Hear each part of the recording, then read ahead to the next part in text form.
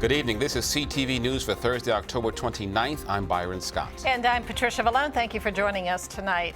Well, there have been 60 homicides in Prince George's County this year. That surpasses the 54 that we had in 2014. And today, Police Chief Mark Magaw appeared before the Council's Public Safety and Fiscal Management Committee. CTV's Sonia Srivastava is joining us now. And Sonia, I'm sure there's a lot of concern about this recent spike. Absolutely, and there were a lot of questions as well. Well, after 3 straight years of declining numbers, Prince George's is seeing an increase in crime. Now, there have been, like we mentioned, 60 homicides so far, of which law enforcement officials say 50% are drug-related. Now, another area where they are seeing an increase is the last 4 murders in the county have been domestic-related. Magaw told committee members that his department is deploying specific strategies to combat this latest rash of violence. All this squad, along with ATF on this squad, is focusing on the guns that we recover on the street, and where did it come from, and tracking it back so that we can get in front of, instead of waiting for a violent crime to happen and there's a gun on the scene, and tracking back where it came from. The issues that we are experiencing are centering around the drug trade. We are up by 7 homicides out of the 8, 7 more than we had and 1 more than last year, so we're up 8. We had 1 at this point last year, so we're plus 7.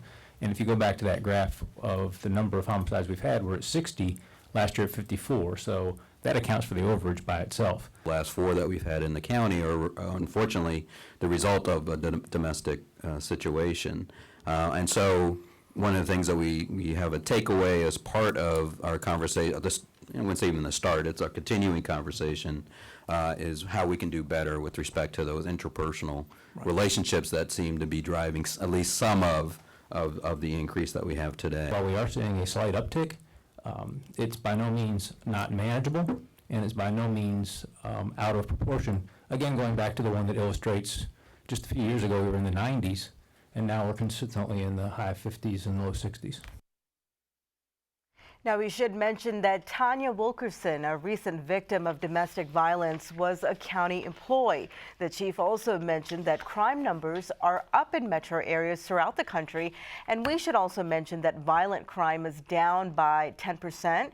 Overall crime has decreased by 18% here in Prince George's. No, the chief seems optimistic that they can handle this recent spike. Yeah, I mean, he mentioned one of those strategies, but a lot of that he couldn't really talk about. But he said that they really know where these low drug dealers are, sort of these smaller, folks that are doing all of the crimes, and they're trying to track the guns. They're trying to track these dealers so that they are not getting there when all of this stuff is happening, sort of being in the forefront. All right. Thank you, Sonia. Well, it is the largest national STEM gathering of Latino and Native American scientists. This year, members of SACNAS are converging on Prince George's County, holding their annual conference in the D.C. area for the first time since 1989. Yes, well, mainly I'm here to reach out to grad schools. I'm interested in reproductive physiology. I'm an animal science major back home, and I work with breast cancer research. I'm interested in marine medicinal chemistry for development of new pharmaceuticals and natural product research in general. Thousands of Latino and Native American students are meeting at National Harbor for a 3-day conference on cutting-edge science, networking, mentoring, and professional development. The event is hosted by SACNAS, or the Society for Advancement of Chicanos, Hispanics, and Native Americans in Science. It includes panels and seminars, indigenous exhibitors, and much more. We wanted to make sure that we paired the federal workforce with our membership. We have a broad representation. We have over probably about 3,500 folks that we're expecting here to join. We have students that are going to present their research. They will be mentored and judged.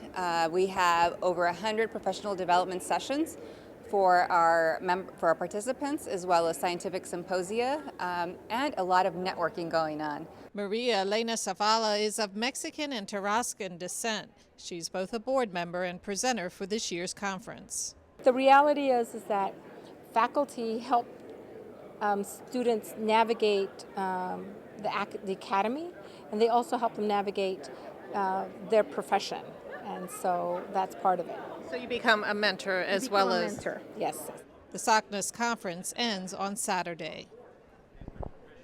And if If you'd like more information on the conference, you can log on to 2015sacnas.org. And House Republicans formally nominate Congressman Paul Ryan of Wisconsin as the 54th Speaker of the House. Ryan won the support of 236 members to secure his election.